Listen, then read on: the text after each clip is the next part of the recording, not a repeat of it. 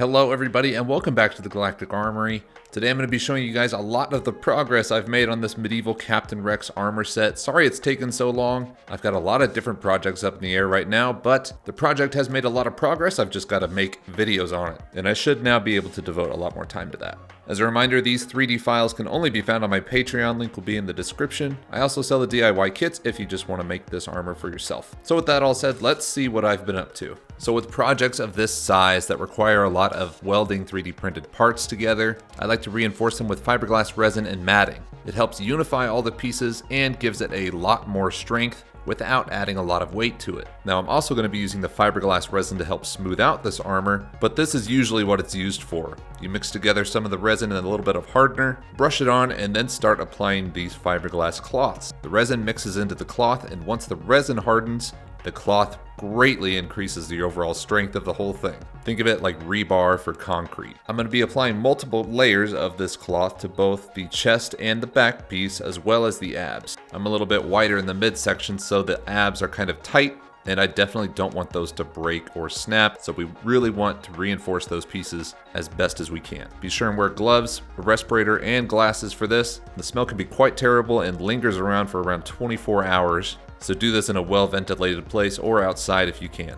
So I've got the helmet here now, and this is how I'm going to be smoothing out most of the 3D print lines. Like I said, I'm going to be using that same fiberglass resin from before, and I'll be brushing it on with a very cheap chip brush. You'll only be able to use this brush once, so make it a cheap one. I like to use this fiberglass resin because it's a great deal harder than something like Bondo, and it serves as a great base for your filler. Oftentimes when I went straight Bondo, I would have the problem of accidentally sanding too far deep and uncovering the 3D print again, which obviously we want to avoid. But since this resin is so much harder, it is more difficult to sand all the way down to the bare plastic on accident. You are going to need some power tools to sand it though, because it's so strong and so hard. And for that I recommend a mouse sander. On there I've got a 60 grit sandpaper pad, so very, very tough, low grit sandpaper. And you are definitely going to want to do this outside with a respirator on and some grungy clothes, because it's going to get really messy. Like I said earlier, I try not to sand all the way down to the bare plastic, instead sanding only to get the surface smooth. And you can generally tell on the resin where you've sanded and where you haven't, and what is smooth and what is not. You can see color changes in the resin based on the depth of it, sort of. It's hard to explain, but I think you get the idea.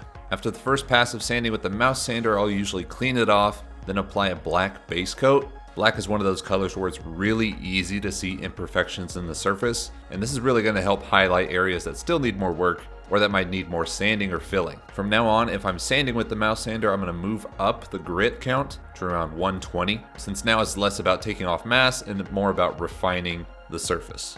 Once the armor is mostly smoothed out, we're going to be using this DupliColor filler for the final touches. It's like a very thick spray paint, and it's going to fill in a lot of the very microscopic scratches that the mouse sander leaves behind. We're going to do around 2 to 3 coats of this, sanding with about 300 grit sandpaper to get a nice smooth surface that is totally free of 3D printer lines. This is the last step we do before painting, but painting is a pretty involved process, so I'm going to save that for next video, and instead for this video we're going to focus on something a bit cooler that is also a part of this costume. So the fun thing about this medieval Captain Rex is that he actually wears chainmail under his armor. I got this chainmail shirt from Amazon, the link will be in the description, and it is heavy. It weighs probably 20 to 30 pounds, and it's pretty long. It goes past my waist, past my elbows, and unfortunately would interfere with the fit of the abs, the chest, and the forearms. So we're going to be trimming off a little bit of this chain so that we can fit the armor parts around it. I'm putting on the bicep armor to get a good gauge of where I should cut it off, and the same for the abs. I wanted to cut it off above the abs so that they don't interfere with the fit,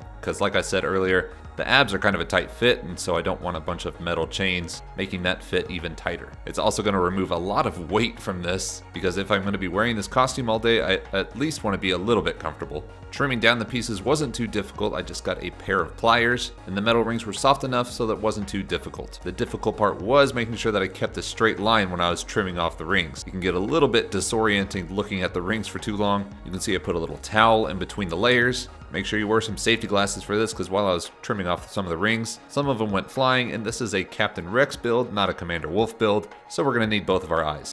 So here we have the trimmed down chain armor, and I know it looks like a chainmail crop top, but we're going to be wearing plate armor over this, and you won't even be able to tell. Overall, it reduced the weight by about half. I'm going to keep the trimmings just in case I need them for something else later. But I did a quick fit with the abs and the chest plate, and it worked great. Unfortunately, I don't have a full suit up video of this progress so far. But in the next video, we're going to be covering painting, and I'll do a full suit up there. And I'm very excited for how it's going to turn out. And once painting is all done, then we'll be able to move on to the fun stuff, which is like leather and fabrics. I'm going to have to learn a whole lot, but I'm looking forward to it. Thank you all for watching, and I'll see you in the next part of this medieval Captain Rex build.